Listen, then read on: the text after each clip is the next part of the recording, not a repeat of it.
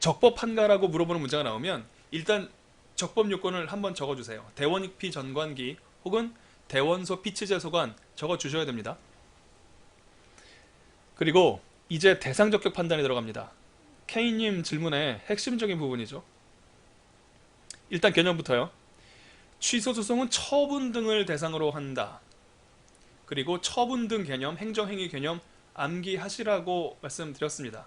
처분 등 2조 1항 1호에 나와 있죠.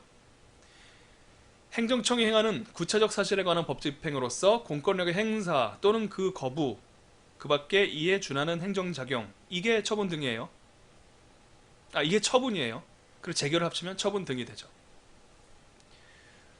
우리가 따지는 것이 거부처분은 아니기 때문에 거부처분을 제외하고 생각한다면 행정행위의 개념 요소랑 대략적으로 일치한다고 생각하시면 되겠습니다.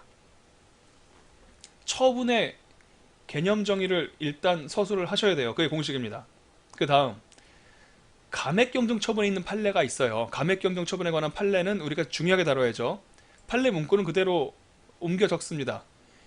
감액경정처분의 경우 소외 대상은 감액되고 남은 당초 처분이며 제소기간을 준수하였는지 여부도 당초 처분을 기준으로 한다.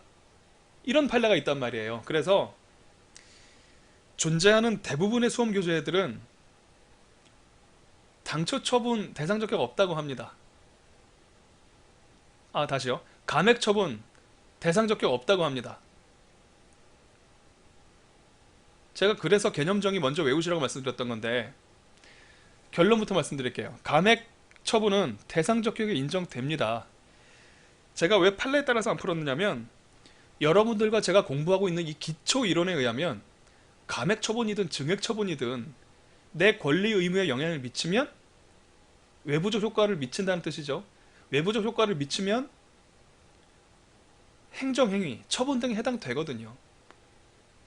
수익적인 효과가 있는데 그것도 행정행위에 해당되나? 이런 논쟁이 있었습니다. 19세기에 독일 제국 성립 과정에서 있었어요.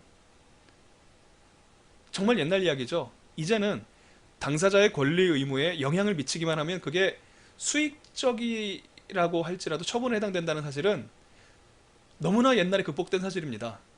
근데 판례에서 이 부분을 눈치고 넘어갔죠. 마치 소의 대상은 감액되고 남은 당초 처분이며 그렇다면 감액 처분은 소의 대상이 아니구나 라고 생각하기 쉽잖아요. 이 판결문을 쓰신 분도 순간적으로 그런 생각을 착각처럼 하셨는지도 모르겠어요. 하지만 결론에는 문제가 없죠. 왜냐하면 어차피 소의 이익이 없다는 이론 구성 혹은 제소기관이 도과했다는 이론 구성으로 부적법하다는 이야기 할 수 있기 때문입니다. 사실 판례가 소송 요건 중에 하나만 걸리면 도대체 어떤 소송 요건에 구체적으로 걸리는지에 대해서는 자세하게 이야기 안 하고 눈치고 넘어가는 경우가 굉장히 많아요. 말씀 여러 번 드리지만 우리나라 법원은 대단히 바쁩니다. 정말 바쁩니다. 이런 것까지 다 일일이 생각하는 것은 그러니까 학자 여러분들의 몫이에요. 로스쿨이 도입되고 나서 진지하게 이런 그 이론적인 것을 연구하는 학자들이 양육되고 양성되는 그런 토양이 지금 깨진 것 같은 느낌이 들어서 행정법학을 연구했었던 그 학자로서 굉장히 좀 아쉬움이 많이 드는 면도 있습니다. 그러나 로스쿨은 여러 가지 다른 긍정적인 기능을 기대하고 만들어진 제도이기 때문에 또 좋은 면들을 잘 발전시키면 잘 할 수 있는 걸 잘하면 또 우리 사회에 크게 기여할 수 있는 바가 또 있겠죠. 우리 얘기로 돌아가자면 감액 처분의 대상적 적용이 인정됩니다. 왜냐하면 처분이기 때문에. 감액 처분도 제가 소개를 해서 말씀드렸어요. 행정청이 행하는 구체적 사실에 관한 법 집행이에요. 그래서 공권력의 행사에 해당됩니다. 게다가 갑의 권리에 영향을 미쳐요. 유리하게 미치죠. 그렇기 때문에 처분이에요. 감액 처분이든 증액 처분이든 당초 처분이든 후행 처분이든 뒤에 왜 다 처분이란 말이 붙었을까요? 처분이기 때문입니다. 감액 경정 처분도요. 처분이에요. 대상 적격이 인정된다고요. 우리 판례에서는 마치 대상적격이 인정되지 않는 것처럼 이야기를 해서 약간 스탠스가 꼬였는데, 어, 일단 먼저 말씀을 드리자면 판례가 존재하잖아요. 판례대로 대상적격이 없고 소외이익도 없고 제소기간도 지키지 않았고 이런 얘기 한 다음에 결론 내면, 판례가 생각했었던 그 논점의 흐름대로 그대로, 판례가 결론 내린 그 결론의 결과 그대로 그냥 따라가면 점수 다 받습니다. 판례가 존재를 하는데 그대로 쓴 학생한테 불이익을 줄 수가 있겠어요? 그거는 불가능한 일이고 판례대로 쓰시면 돼요. 그래서 제가 이따가 초록색으로 판례대로 푼 답안지도 보여드리려고요, 여러분들한테 제공을 해드렸습니다. 하지만 우리는 기초 이론을 공부하고 있다고 했죠. 모든 경우에 통용되는 공식을 외우고 있다고 했죠.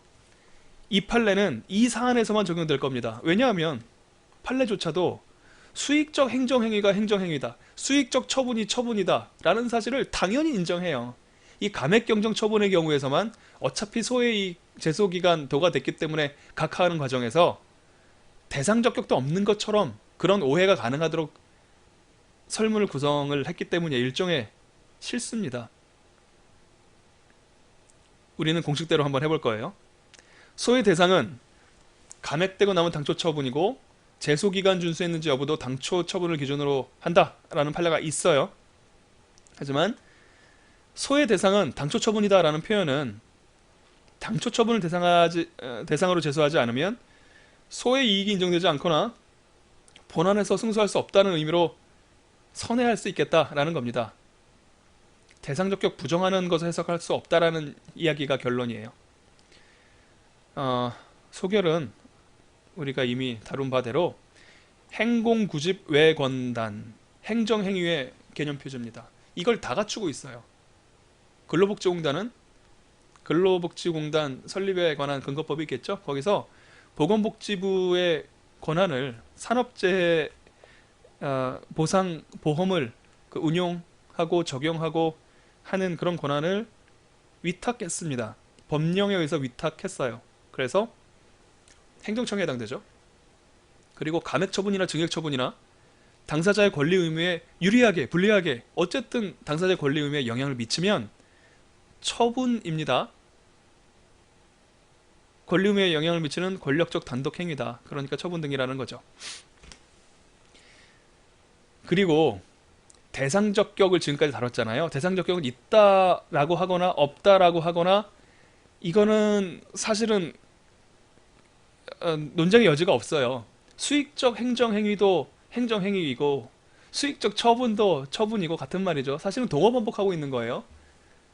수익적 처분이 처분이라니, 착한 사람도 사람이고 나쁜 사람도 사람이다라는 말을 할 필요가 없죠. 이미 사람이란 말이 들어있잖아요.